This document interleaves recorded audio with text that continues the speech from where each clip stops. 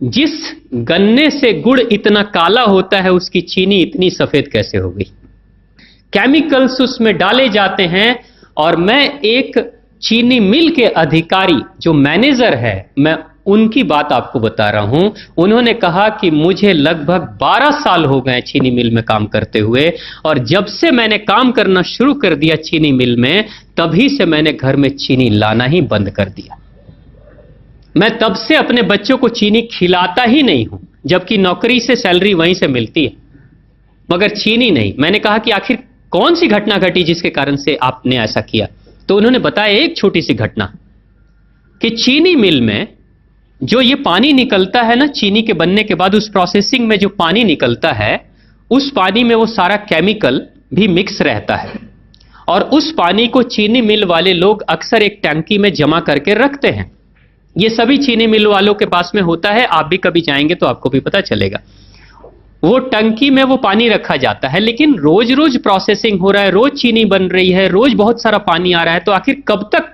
एक टंकी की क्षमता है ना, कितने दिनों तक वो टंकी खाली रहेगी? भर जाती है, भरेगी तो फिर क्या करेंगे? खाली करना है। तो क्या किया था चीनी मिल के लोगों ने? सोचा कि छोड़ो ना, अब कहां जाएंगे उसको फेंकने के लिए कहीं दूर, क्योंकि अब उतनी बड़ी टंकी जिसमें हजारों गैलन पानी है, उसके लिए ट्रांसपोर्ट में कितना खर्च आएगा, तो बेहतर होगा रात के अंधेरे में कहीं खेत में डाल देते हैं। क्योंकि जनरली फैक्ट्रियां तो होती हैं ऐसे ही बिराने में, तो कहीं डाल देते किसी खेत में, क्या पता चलेगा पानी है कि चीनी मिल का पानी है क्या है। तो ये सोचकर मैनेजमेंट वाले लोगों ने रात में ही उस पानी को खेतों में छुड़वा दिया, और नतीजा ये हुआ कि उस खेत की सारी फसल जल गई, मिट्टी बंजर हो गई। और जब किसान पता करने लगा कि आखिर क्या हुआ मेरे खेत में, जब चेकअप कराया वो मिट्टी का, तो पता चला कि इसमें तो चीनी मिल का जो वेस्ट मटेरियल है वो डाला गया है। तब उसको खबर मिली कि हां, किसी स्टाफ ने बताया कि हां, हमारे चीनी मिल से ही पानी डाला गया था आपके खेत में, और पूरी मिट्टी बंजर हो गई। उसने केस कर दिया और चीनी मिल वाले को मुआवजा देना पड़ा लाखों रुपए। तभी से वो स्टाफ कहते हैं कि जो मिट्टी को बंजर कर दे वो इंसान के शरीर में जाए तो क्या करेगी। उसी के बाद से मैंने अपने घर में चीनी लाना बंद कर दिया।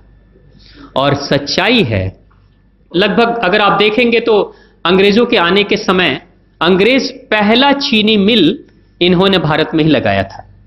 पहला चीनी मिल भारत में ही अंग्रेजों का लगा, और अंग्रेजों ने चीनी की शुरुआत की। भारत के लोग गुड़ खाते थे, चीनी नहीं खाते थे, उन्होंने बहिष्कार किया, बिल्कुल नहीं। लेकिन चीनी और चाय पत्ती दोनों के लिए लोगों को तैयार किया गया था। चाय पिला पिलाकर फ्री में चीनी के लिए तैयार किया गया, और चाय के लिए भी तैयार किया गया।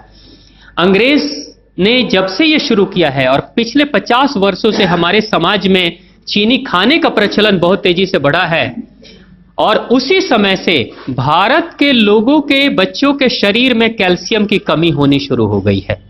अगर कोई मां, अगर कोई बहन जो गर्भवती हो, गर्भकाल के दौरान अगर चीनी का सेवन अगर कोई बहन कर रही हो, तो चांसेस ज्यादा होते हैं गर्भपात होने के।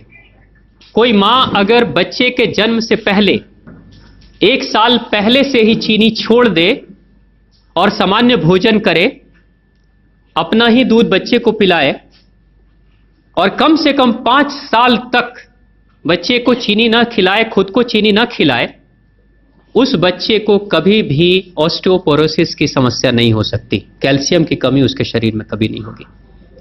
चीनी जब जाती है आपके शरीर में, तो बाहर जब निकलती है तो अकेले नहीं निकलती, कैल्शियम लेकर निकलती है। चीनी कैल्शियम लेकर निकलती है, हड्डियों को गलाकर निकलती है। और जिसके शरीर में कैल्शियम की कमी हो जाती है, उसके शरीर में मैग्नीशियम, पोटेशियम, आयरन सबकी कमी हो जाती है। कैल्शियम वो तत्व है कि जिसके शरीर में कम हो जाए, सारे तत्व कम हो जाएंगे। और कैल्शियम की कीमत पे चीनी हम खाते हैं। भारत, पाकिस्तान, बांग्लादेश, नेपाल, ऐसे कुछ देशों के अलावा दुनिया के बहुत सारे ऐसे राष्ट्र हैं जहां चीनी का इस्तेमाल ही नहीं होता। आज भी चीनी खाते नहीं, बहुत सारे देश नहीं खाते बिल्कुल।